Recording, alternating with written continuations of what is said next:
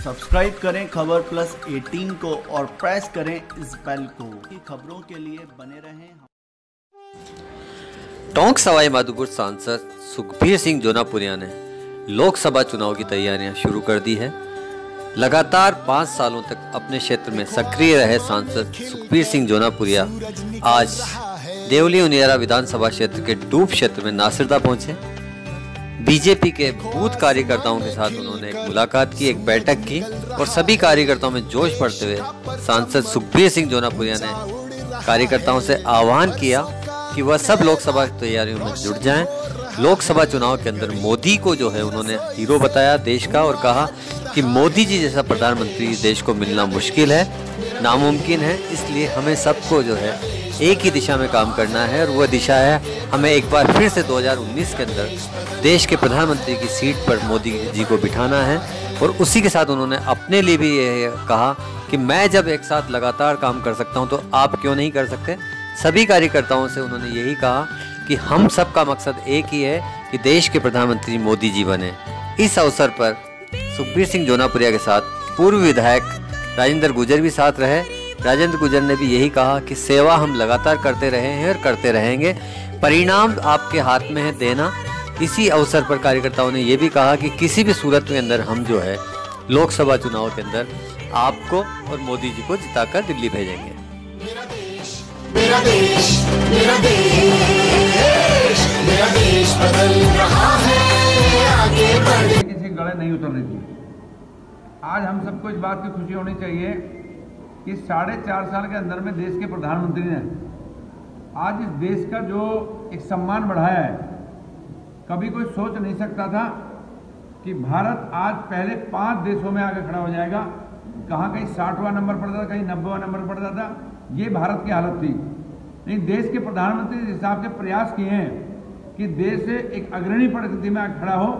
और आज हम ये कह सकते हैं कि चाहे अमेरिका हो चाहे चाइना हो, उन देशों के बराबर की पंक्ति में आज हमारा देश खड़ा है। हम सबको भारतीय जनता पार्टी के कार्यकर्ता होने के नाते हम सबको खुशी होनी चाहिए कि माननीय प्रधानमंत्री ने इस हिसाब का काम किया है। साथियों, पिछले 10 साल इस कांग्रेस के शासन में इतने घोटाले हुए थे कि हर आदमी टीवी देखना बंद कर रहा था। पत्रकार कोई होता था वो पेपर देखना बंद कर दिया था, कोई पेपर नहीं पढ़ता था, या रोज घोटाले इस देश को दोनों हाथों से लूटने का प्रयास किया था। आज मैं कह सकता हूं कि आज कांग्रेस जिस साहब का एक राफेल के मुद्दा को उठाती है, क्योंकि मुद्दा उन पर कुछ है नहीं, बार बार उसको उठाते हैं। माननीय प्रधानमंत्री ने एक बात कही कि जहां तक जब आप चाहो मुझे खड़ा कर देना। मेरा परिवार भी भारतीय जनता पार्टी है, मेरा देश भी भारतीय जनता पार्टी है और मैं सबको परिवार मान के चलता हूं। और आज हम ये कह सकते हैं कि राफेल के मुद्दे पे साथियों इस कांग्रेस ने इतना दबा के झूठ बोलने की कोशिश की है कि वो उसमें सफल नहीं हो पाए। लास्ट में उन्होंने सुप्रीम कोर्ट में उस मामले को डाल दिया। सुप्रीम कोर्ट ने कहा कि आज से पहले कभी भी कोई जो भी हमारी सेना का कोई भी हथियार खरीदे थे, कोई लीकेज नहीं होती थी।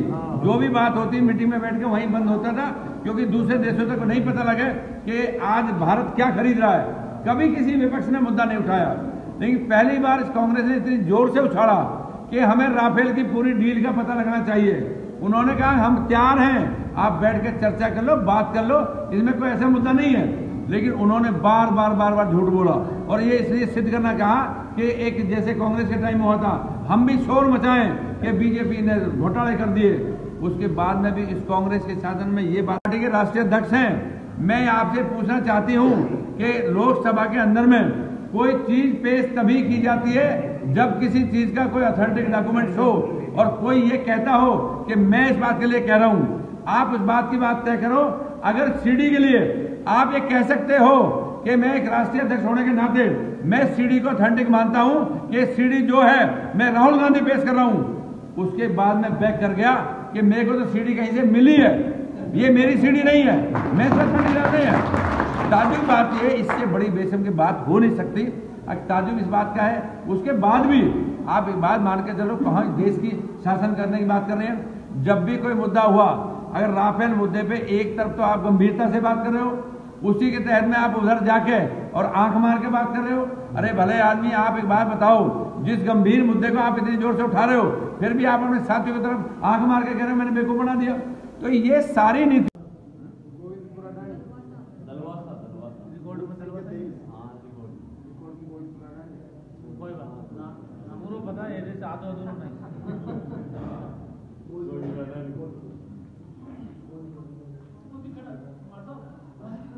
और कोई बूथ अध्यक्ष। Please subscribe Khabar Plus 18 for the latest news and update and press the bell button.